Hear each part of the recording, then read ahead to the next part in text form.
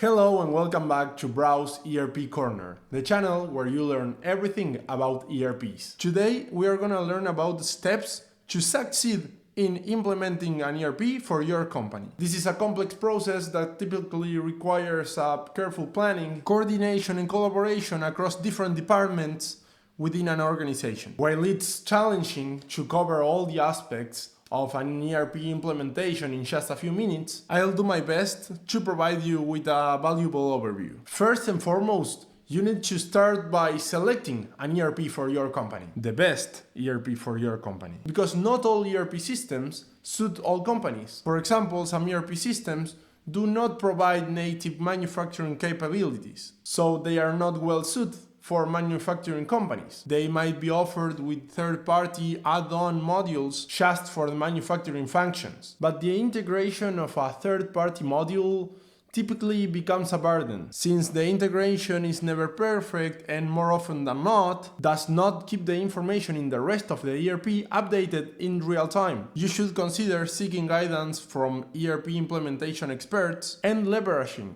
vendor support throughout the process. It will be necessary to develop a project plan for the implementation. Selecting a good project manager is crucial because experience is king for ERP implementation, particularly experience in implementing ERP in companies similar to yours, or at least in the same line of business or with a similar operational methodology. The project manager will need to be a leader that commits himself to this project and that has the ability to guide all the team members to the fulfillment of a common goal. That is to have the ERP successfully implemented so it is used by and it is helping the entire team. The project manager will assign well-defined responsibilities and tasks to each team member during the implementation, and also for later, the regular daily use of the new ERP system. A good piece of advice would be to break down the project into smaller tasks and subtasks. To succeed in the implementation, it will be important to define communication channels, as well as schedule regular meetings and status updates and reports to keep all the members informed. Communication is of utmost importance to identify the existing business processes and pain points of each department of the company, as this will allow the project manager to identify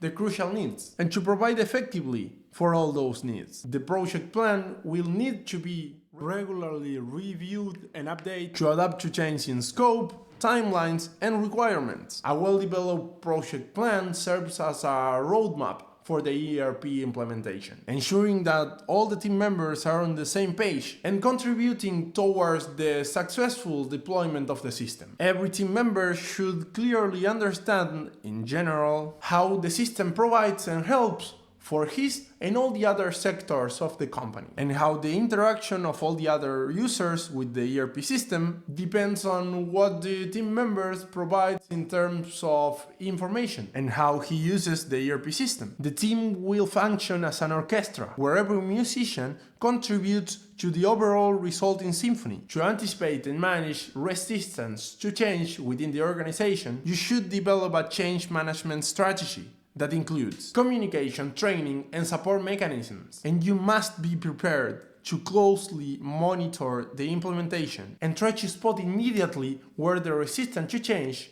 is manifesting itself. For example, what team members or departments are lagging in complying with or in accepting the new technology. One of the critical tasks here will be to develop a strategy for migrating data from legacy systems to the new ERP software. These tasks will need one or more steps to clean and validate existing data to ensure its accuracy, as well as to weed out outdated information. If you are working with a good team of ERP specialists, they will guide you in this process to ensure you a seamless transition. A good ERP implementation team will be able to select appropriate data migration tools and techniques and the ERP system's capabilities. Data validation protocols should be put in place to ensure the accuracy and completeness of migrated data. This will include conducting simple checks and validation tests to identify and rectify any discrepancies latent in the old data being imported to the new ERP system. The team must also ensure that data migration processes comply with data security and privacy regulations. It is key to have a robust backup plan to safeguard against data loss during migration and to establish a rollback plan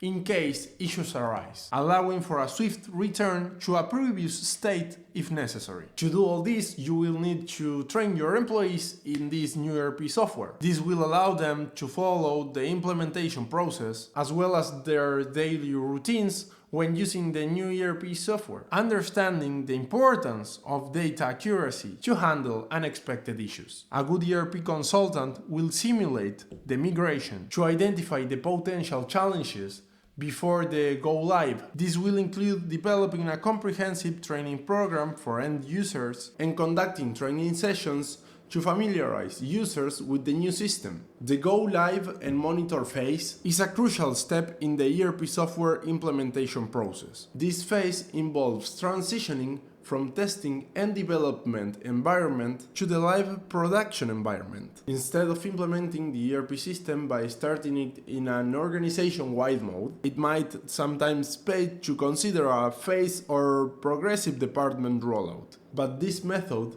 must make sure that there will be conversions to an organization-wide, all-encompassing system. The path to an integrated final solution must be clear, feasible, and simple, otherwise a disastrous fragmentation could kill the whole implementation effort. Gradual implementation allows for better control, reduces the impact of potential issues, and provides an opportunity to learn and adjust before full deployment. You should also consider conducting a post-implementation review to assess the overall success of the go-live process. When going live, unexpected issues or challenges should be addressed promptly and effectively to minimize disruptions to normal business operations. The go-live and monitoring phase is not the end of the ERP implementation, but rather the beginning of a continuing improvement process. Regular assessment, user feedback, and adjustments are essential to maximizing the benefits of an ERP system and ensuring its alignment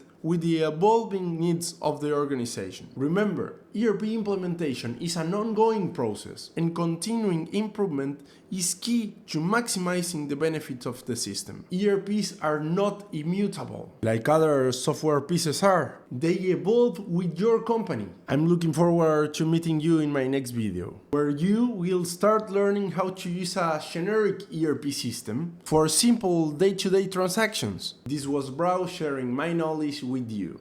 Thanks for watching and have a great day.